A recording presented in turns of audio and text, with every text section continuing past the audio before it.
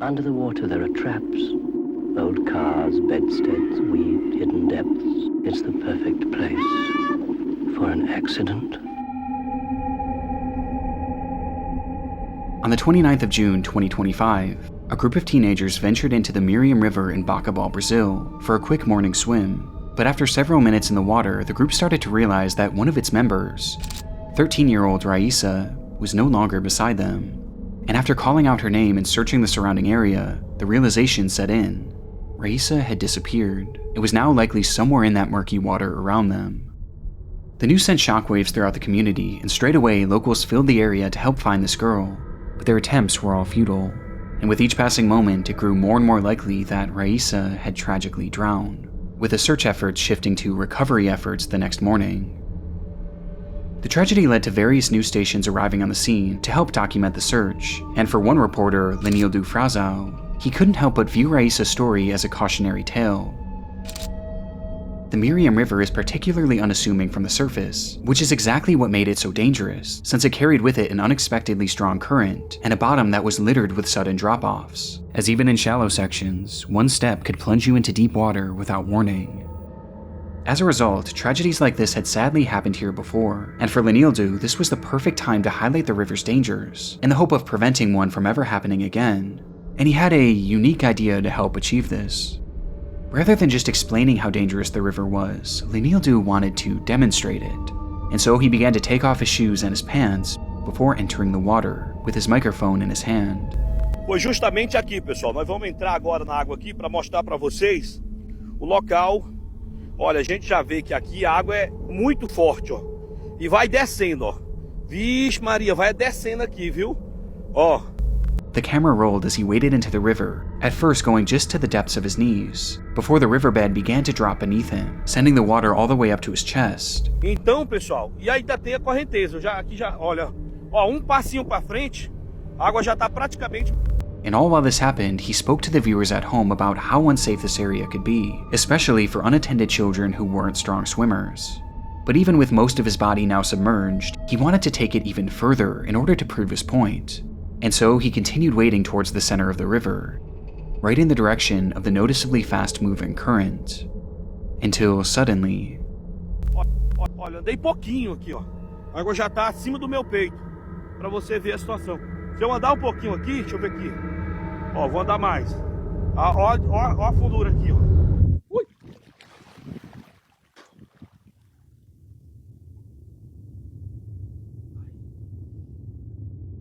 Lenildo physically recoiled and let out a loud yell. He stood there for a moment, anxiously glaring into the water, before telling his crew, "I think there's something down here underwater." Whatever he had touched in those murky depths didn't seem natural, with Lenildo describing it as being soft. And quickly, he made his way back to the shore, where he further explained why he was so shaken by the ordeal, admitting that what he stepped on felt like an arm. This is the exact moment that many believe Raissa was found, as just moments later, several locals would retrace Lenildo's steps and discover the 13-year-old's body in the same exact location.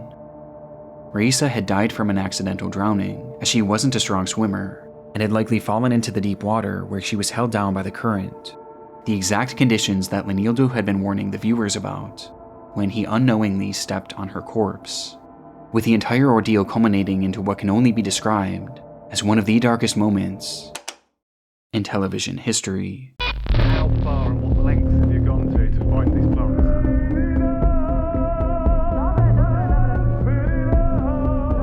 Seems alright, but I'm not a doctor. Oh no! Individually, they're just like you and me. But together they are a source of endless fascination. And we'll conduct a rigorous scientific experiment into twin telepathy. Take care out on the street. Use your head and then your feet. It was a peculiar sight. As traffic flowed through one of the UK's busiest roadways, the M6, CCTV cameras captured two women walking down the narrow median, with a vehicle speeding past them on either side. These women were Sabina and Ursula Eriksson, 40-year-old identical twin sisters who grew up in Sweden, with Ursula eventually moving to the US and Sabina to Ireland. Just one day before this footage was taken, on May 16, 2008, Ursula had made the long flight to visit Sabina at her home in Dublin. But things got off to a troubling start when Sabina got into a verbal altercation with her husband and the father of her 2 kids, prompting both sisters to leave the house in the middle of the night without telling anyone. The next morning, the sisters emerged in the city of Liverpool, where they visited a police station and reported that Sabina's kids were in danger and were unsafe in her husband's care. Law enforcement briefly looked into the matter, but ultimately they didn't seem all too concerned with the children's well-being, and rather they seemed more troubled by the women themselves. Their behavior was just somewhat off, so much so that shortly after leaving the station, they were kicked off a public bus for exhibiting erratic behavior, which some passengers found threatening. And after the altercation, this erratic behavior continued, as for unknown reasons, the pair began walking towards the M6, and then eventually right onto it, where we see them now.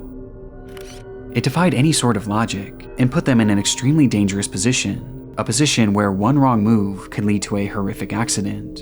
And sure enough, that's exactly what would happen, though it was anything but accidental.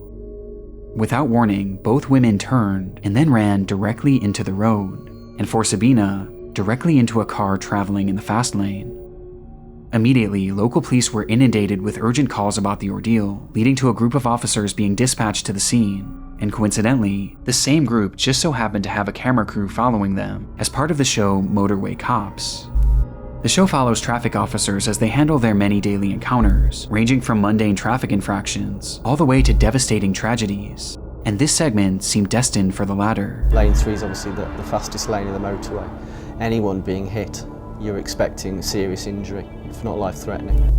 Despite the officers fearing the worst, however, when they arrived on the scene, they were met with a surprising sight. Standing there before them was Ursula and Sabina, who despite being struck by a car at high speeds, appeared completely unharmed. In fact, both sisters were entirely calm, as they were shown casually speaking amongst themselves as if nothing ever happened. It was a miracle, and as the officers began trying to piece together the cause of this whole ordeal, everyone at the scene began to breathe a collective sigh of relief.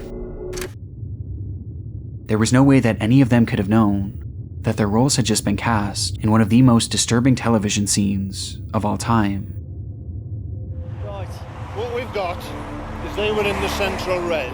They were trying to cross the Bravo, so as we approached, they hadn't seen us, mother. The red one's got knocked down by the red car over there. I've got an ambulance en route for her. Right. She seems all right, but I'm not a doctor. She has been knocked down. Is she the one that speaks English or the other one? Yes. Right. The other one, she's done.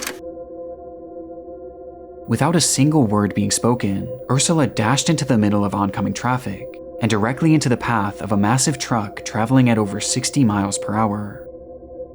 It happened in a literal instant. There was hardly any chance to react, and before anyone could even begin to process what they had just witnessed, Sabina would also run into the road, not after her sister, but rather straight into the path of an oncoming Volkswagen.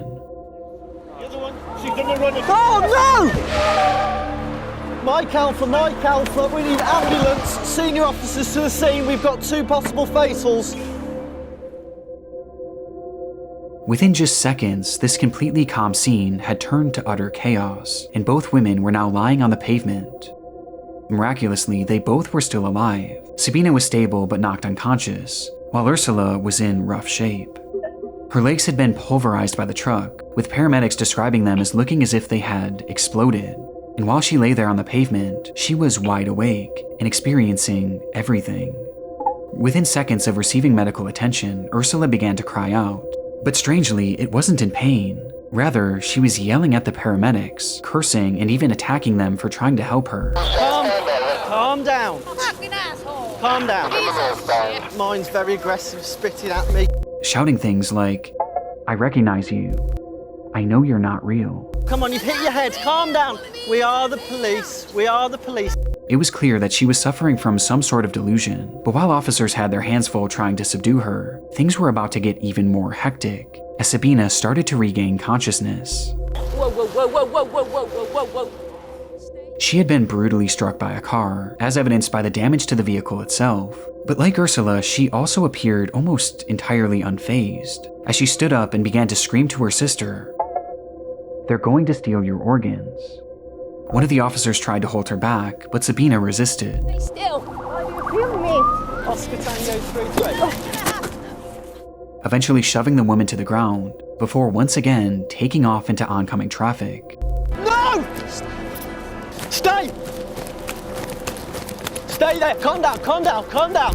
Thankfully, this time the cars managed to avoid her, but it would take 6 officers to finally restrain her, and even with that many people, it was still a struggle, as her strength was unlike anything that they had seen in a woman her size. And with Sabina now subdued, the chaos was finally over. In the following moments, Ursula was airlifted to a local hospital where she underwent an extensive, yet successful emergency surgery, while Sabina was shockingly found to have no injuries, which allowed her to be discharged into police custody after just 5 hours, where she was promptly arrested and sentenced to 1 day in prison for assaulting an officer, as well as trespassing on the motorway. And with both women now safe, one question burned at the forefront of everyone's minds. Why had the Eriksson twins done this? Well, the immediate theory was that this was all the result of drug use. But surprisingly, when given toxicology tests, no drugs or alcohol would be found in either of their systems.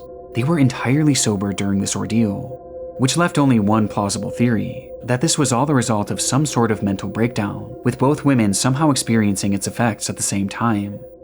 Today, this case is used as one of the most glaring examples of a psychological disorder known as folie à deux, in which one person suffering from delusions transmits said delusions onto a different person, leading to both people experiencing the same misconstrued version of reality. And while this is only a theory, it's clear that regardless of the how or why, these women were extremely mentally unwell during this event. In fact, during the TV program, an officer even mentioned that this could be a 136. Yeah, she's under arrest at the moment.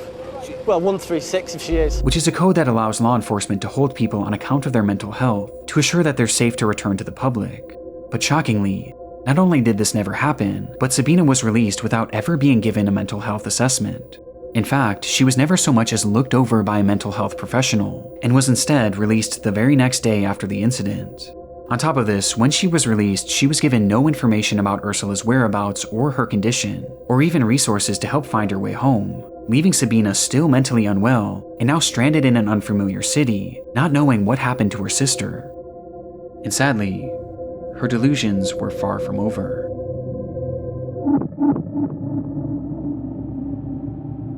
As she left the police station on the 19th of May, Sabina had nowhere to go, and so she began to wander, carrying her belongings in the same evidence bag that the police had given her earlier that day.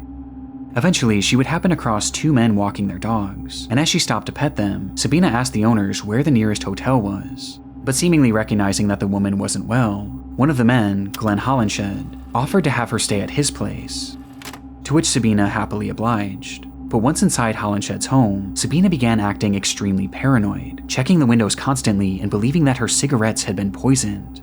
Despite this though, Hollinshed was patient, and he helped her make calls around the area to track down Ursula, while making sure that Sabina was eating and drinking. The following day, Hollinshed was preparing dinner for Sabina when he stepped out of the house to ask his neighbor for tea, but just minutes after returning home with the bags, he would once again step out of the house, only this time, he was completely covered in blood, as he stumbled and screamed, "She stabbed me." As he collapsed to the ground, the neighbor rushed over to try and help, but the damage was already done. Hollinshed would let out one final soft whisper, saying, "Look after my dog for me," before breathing his final breath. For unknown reasons, in that house, Sabina had stabbed Glenn Hollinshed, and by the time law enforcement arrived, she was long gone, having fled the house with a hammer in her hand, which she used to strike her head repeatedly as she mumbled incoherently and walked down the sidewalk. Eventually, a man passing by tried to intervene, but Sabina immediately attacked, brandishing a roof tile that she had hidden in her pocket and using it to strike him on the head, nearly knocking him unconscious. It would take several minutes for police to finally catch up with her, but just like the day prior, she took off, leading to a chase that ended with Sabina being surrounded on a 40-foot tall bridge that passed over a highway, and recognizing that there was nowhere left for her to go, she jumped. Somehow, Sabina would cheat death once again, and despite suffering 2 broken ankles and a skull fracture, she was alive. And after a lengthy recovery, she was put on trial for the murder of Glenn Hollinshed, where she would never give a single comment as to why she did what she did, leaving her motive a total mystery to this day. though it seems clear that it was at least partially a result of her delusions, with the defense pointing to folie à deux as a potential explanation. And in the end, it was deemed that Sabina was not mentally fit to make decisions at the time of the slaying, and ultimately, she was given a prison sentence of just 5 years. This is truly one of the most disturbing TV cases of all time, and for as shocking as it is on its own, what I find most chilling is the fact that these officers mentioned holding her for a psychiatric evaluation, which ultimately never happened. Is she under arrest at the moment? Well, 136 if she is. It was a massive oversight. In fact, it was so glaring that the police department allegedly contacted the show and asked them to remove this entire section. As if they had just followed through with that code 136, Sabina would have been held for longer than just one night, which meant that she not only may have been given the help she needed, but she also never would have had the chance to meet Glenn Hollinshed that fateful day. Since her release from prison in 2011, Sabina promptly disappeared from the public eye, and neither she nor Ursula has ever been heard from again, meaning we have no idea whatever happened to the Eriksson twins. They just simply tend to be making the same decisions at the same times. They're thinking in the same way.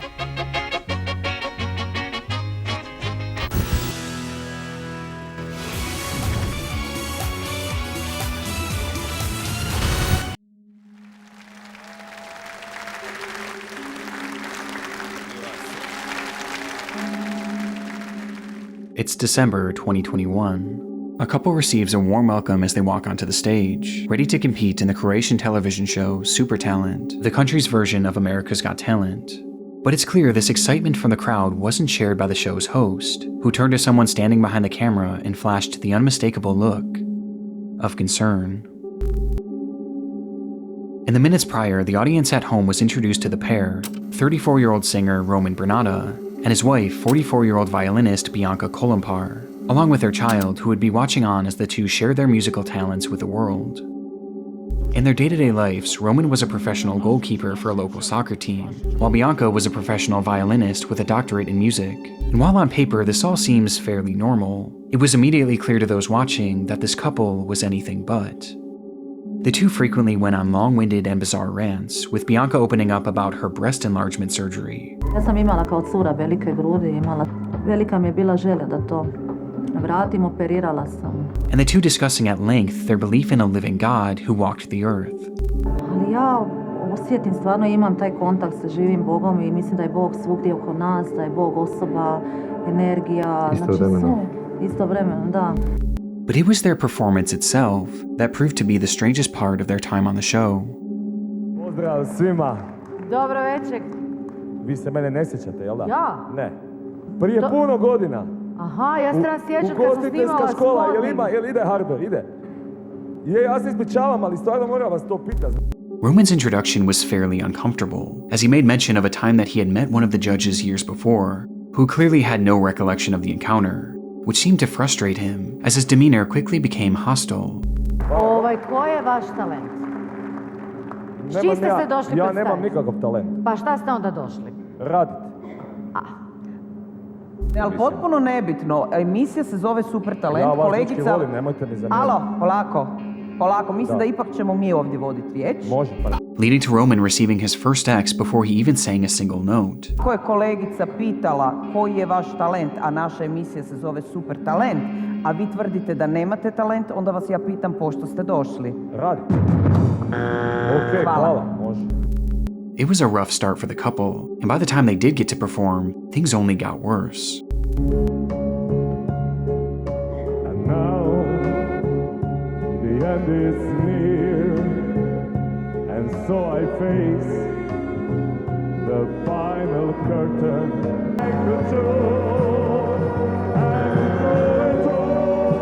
Šta da radimo? Ludilo. Admittedly, the couple didn't sound awful, but it was clear the judges were frustrated by Roman's demeanor, prompting all four of them to hit their X, signaling the end of the couple's performance. Or at least they thought.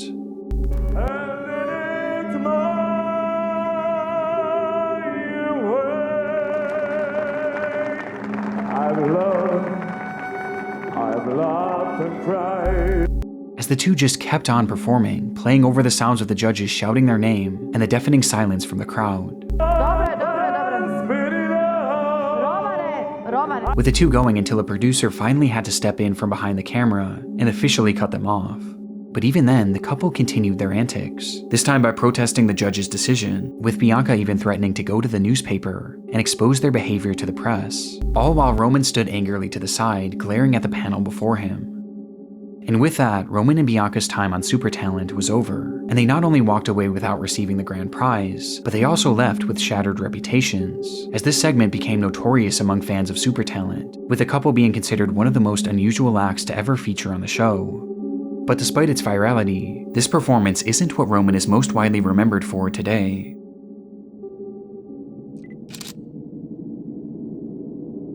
On February 6, 2022, residents in Rijeka, Croatia were met with the sight of a fully nude man wandering the city streets.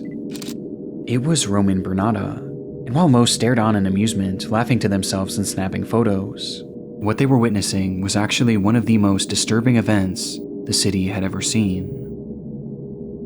After his disastrous performance just 1 year prior, Roman continued to pursue a career in singing, taking every opportunity he could to share his music with the world, often joining Bianca on her YouTube channel, and singing on the streets for tips, where he actually made a decent amount of money, though because of his notorious television moment, he would often be harassed and even have the money he earned stolen from him. One day, while performing outside of a local soup kitchen, he was introduced to a woman named Darnika Krevich, a 67-year-old who relied on the soup kitchen for consistent meals. And after hearing Roman sing, she became a legitimate fan of his music, leading to the two striking up a friendship. And despite Darnika not having much, she offered to take Roman to a local coffee shop on February 6, 2022, where she treated him to a warm cup of tea on a cold winter day. And so the two sat inside a restaurant called the Café Pin, with everything seeming completely normal, until a server noticed that Roman started to look almost sickly, like he could barely keep himself upright, as his body was starting to slump over the table, his eyes barely open. The server rushed over to help, but Roman recoiled and shouted, "Just try calling the police on me." And so, not wanting to escalate things, the server left, only returning later to drop off their check, which is when Roman's behavior took an even more drastic turn. He began feeling around his pants pocket for his wallet, before looking desperately around the table, but there was no sign of it. And so he grabbed Darnika's bag and rifled through it, before yelling, "You snake, you whore, where's my wallet?" Though when he still couldn't find it in Darnika's bag, his anger turned to violence, as he stood up and rushed Darnika, grabbing her by the head and shaking her, screaming in her face, accusing her of being a thief. This time, multiple people inside the cafe rushed over to hold him back, but Roman was too strong, too angry, and with seemingly no effort at all, he pushed everyone away, completely unfazed by their attempts. In that moment, no one could have stopped Roman. Darnika was entirely helpless, and so the crowd inside the cafe watched as Roman grabbed her by the neck and dragged her behind the bar, and then proceeded to kick, then stomp, and then jump directly on her, over and over again, each time landing on her head. It was a rage so demented that he actually began to smile a wide manic grin as he jumped and chanted, "Whore, witch, die." After what felt like an eternity, Roman stopped, before sprinting out of the restaurant, leaving Darnika entirely unrecognizable and dead on the floor. The same floor where, just feet away, Roman's wallet lay, having innocently fallen out of his pocket shortly before. Outside, Roman removed his blood-soaked clothes and walked completely naked into the city center, much to the amusement of the passerbys who had no idea what he had just done, until eventually he made his way into a nearby police station and blankly stated, "I am not well."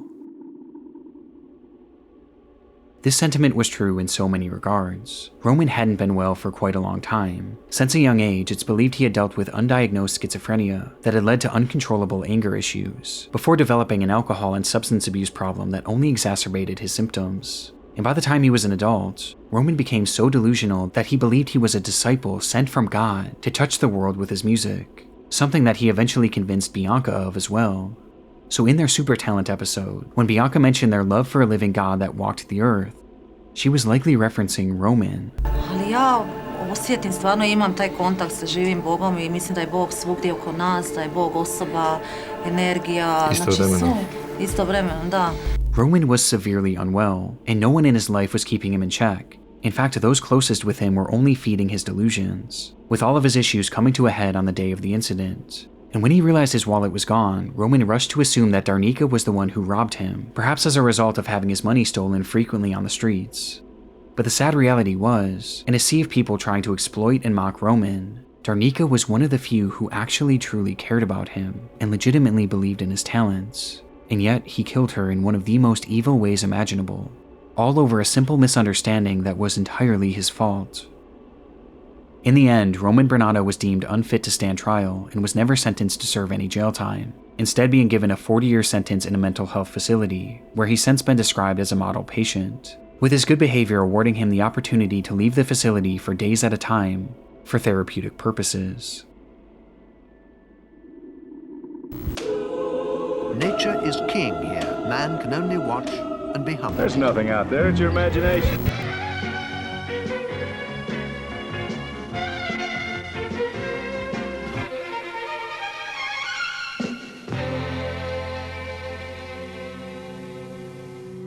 It was the start of yet another adventure for the crew of the television show Gardener's World. This British program has been on the air since the 1960s and provides viewers with tips on how to maintain their garden while showing off a variety of unique plant life, which often brought them to remote areas of the globe. This particular episode was filmed on February 5th, 2020 in the Drakensberg mountain range of Lesotho, Africa, with the host, Nick Bailey, making the long journey to track down one specific flower. One species which grows wild all over the country and has been a real favourite with British gardeners for generations is the gladiolus. This delicate flower would have been familiar with many of the show's viewers, as it was quite popular in the UK, but in this region, there existed a unique species that had only been seen a handful of times in the last century, since it only grew in one particular valley in this one particular mountain range. Its scientific name is the Gladiolus microcarpus, and there were two people who knew it better than anyone else. Rod and Rachel Saunders were well-renowned botanists who studied the world of South African flowers in depth, with their favorite being the gladioli, as they would spend days and even months on end roaming areas just like this to learn everything they could about them, making them the perfect duo to help with the show. Why gladioli? There's so many different plant species in South Africa you could have picked. I think their beauty. Some of them are so exquisitely beautiful, you actually just want to sit down and cry when you see them. But even with their vast knowledge of this region, there was always an element of danger when traversing it. Its climate is often volatile, and conditions are known to turn on a dime, making safely navigating this area extremely difficult to downright impossible. This was apparent even on the day of filming as a dense fog had rolled in, and given the steep and rocky landscape, one wrong step could spell disaster. This didn't stop the crew from carrying onward though, as Rod and Rachel were relentless in their pursuit. They would do anything to find these flowers, and sure enough, the segment ended as they did exactly that. We've come about 4 times looking for this plant, and this is the best I've ever seen it. It is looking absolutely gorgeous. With that, Rod and Rachel's time on Gardener's World was over, but their journey through this area certainly wasn't.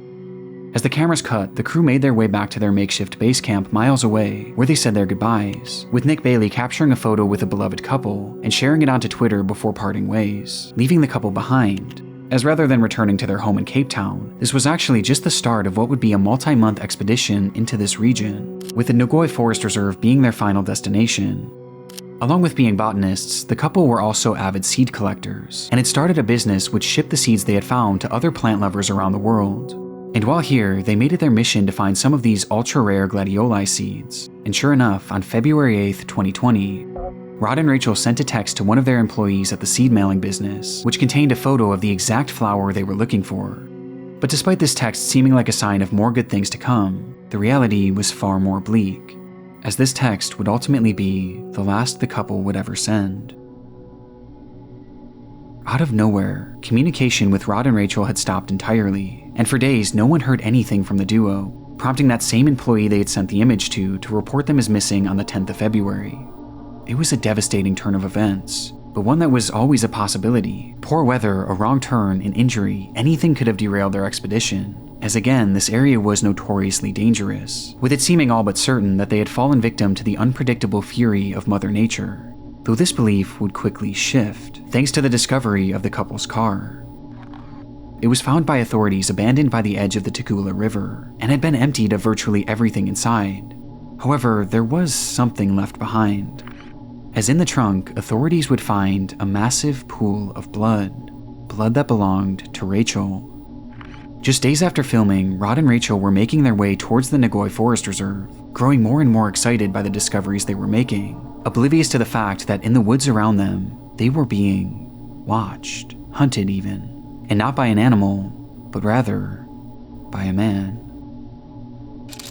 His name was Saifandin Aslam Delvicio, a local of the area that the couple was traversing, and on February 9th, he allegedly sent a text to his wife, Bibi Patel, telling her that he had found a good target, and that he was now in pursuit, with said target being Rod and Rachel.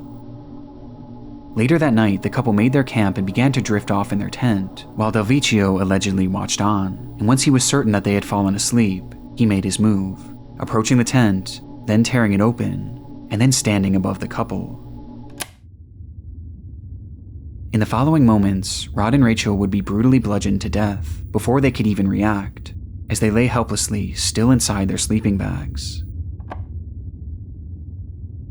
Text messages indicate that Delvicio then enlisted the help of his wife Bibi, as well as his friend Musa Jackson, to help discard the bodies, using the couple's own car to transport them to the one place they were certain they would never be found: the Tugela River, as there was something about this stretch of water that they believed would make these bodies impossible to find: crocodiles. And so they pulled up to the banks of the river as the crocodiles quietly watched on from a distance and dumped the bodies of Rod and Rachel into the water, where they were immediately devoured. They thought it was the perfect plan. However, it thankfully failed to work as well as they had hoped, as in the following weeks, fishermen would happen upon both of the corpses, or at least what remained of them, as they were in such bad shape that it would take nearly 2 full months for them to be identified. As for why this attack happened, we still don't fully know, as the trial is still ongoing, with Delvicio proclaiming his innocence, which is why everything is alleged at the moment, but the evidence is damning. Messages on Delvicio's phone paint a clear picture that he was responsible for this, with his motive appearing to be religious differences between him and the Saunders, as well as money, as after the slayings, large sums of money were withdrawn from the couple's bank accounts, along with lavish purchases being made on their credit cards, with one of the receipts from the shopping spree being found inside of Bibi's purse. The evidence is almost impossible to deny, but while we wait for justice to be served, it's important to refocus on those who won't be here to see it happen. Rod and Rachel truly did nothing wrong. They were 2 incredibly wholesome people who were just trying to find and connect with the flower that they loved so dearly. And while their interview days before their death is an undeniably dark television moment, it also serves as an incredible tribute, as one of the last things they ever did in their lives was share their love and passion for gladioli with the world, the flower that they ultimately gave their lives to find. Quite a trek to get here, and what an incredible treat to see such a special plant in such a niche environment. Thank you. Pleasure. It's a pleasure. It's nice to be here.